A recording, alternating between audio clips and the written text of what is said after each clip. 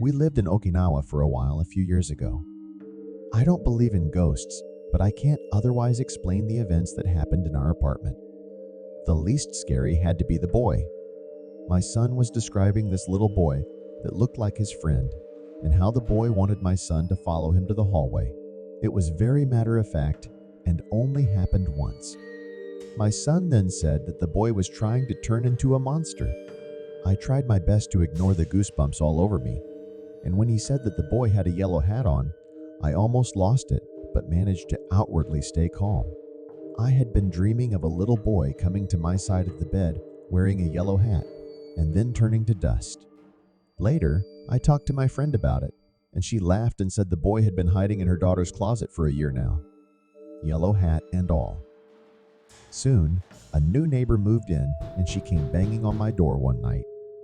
She said something had grabbed her leg, and she saw a boy in a yellow hat run away. My neighbor didn't know my friend, and I never told her about it. My kids were too young to be out and about talking to the other kids at that point. A local friend told me to put salt across my threshold and scissors out, because scissors signify the end of a relationship in Japan. I didn't feel really threatened until I began dreaming about a woman standing in the doorway of our spare room, staring malevolently at me. I hated going in that room because of the dreams, and just a bad feeling when I got there. I just always felt uneasy. There were always earthquakes, so the little things like toys going off, and especially the phone cord. Yes, we had a landline. Swaying back and forth didn't seem too out of place. One night, I stupidly decided to Google ghosts of Okinawa, and after a lot of boring stuff I already knew, I found a story that struck a nerve. It described a man whose wife was targeted by a female spirit. It sounded very frightening, and when I finished the story, I was shocked to my very core to discover that my actual building listed as their previous residence. They'd moved out of a month before we'd moved in. The chances it was the same apartment were slim, but I slammed my laptop cover down and vowed to salt every freaking room in my house because it might at least ease the tension I felt there. The absolute breaking point came when one of my kids ran screaming out of his bed one night. I found them huddled in a corner, and I swore I heard a set of heavy footsteps as I jumped out of bed. It could have been sleep hallucinations, but I cried and held my child and whispered that we'd leave, and we did. When I was about 14, I was staying up way too late on the computer. It was about 1 or 2 in the morning, and everyone else was asleep. I got thirsty and wandered down the hallway to get a drink. I didn't bother to turn on any lights, since there was a nightlight in the hallway, and there was enough light to get by.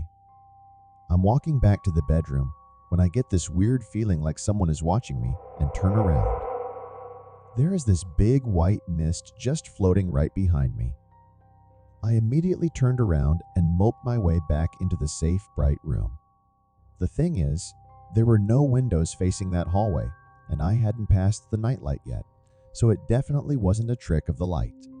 All the doors leading to the hallway were also closed.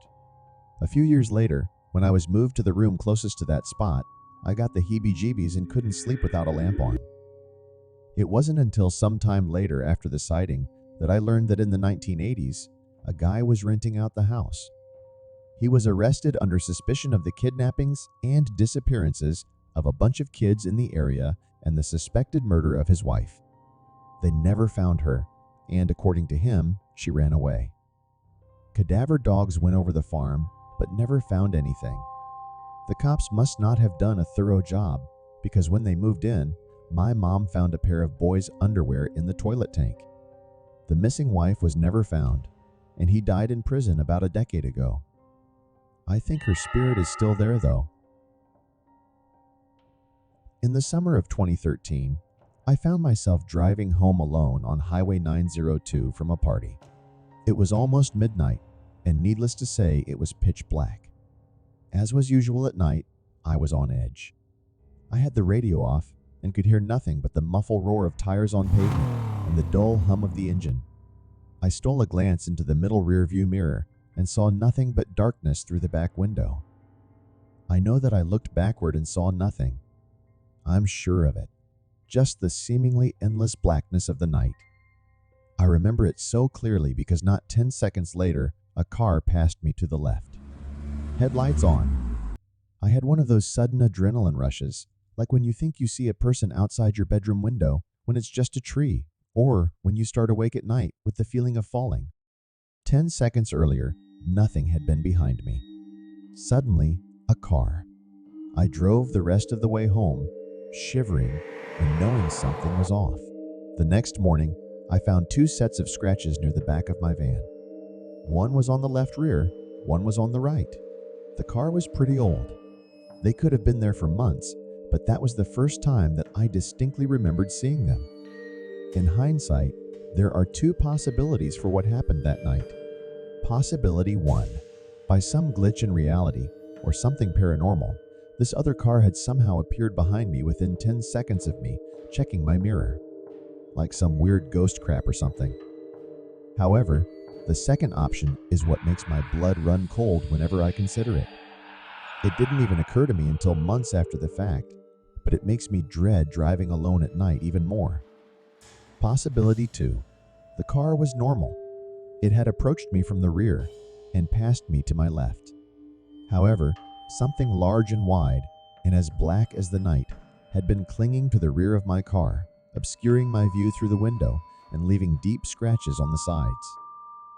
And I had inadvertently driven it home with me,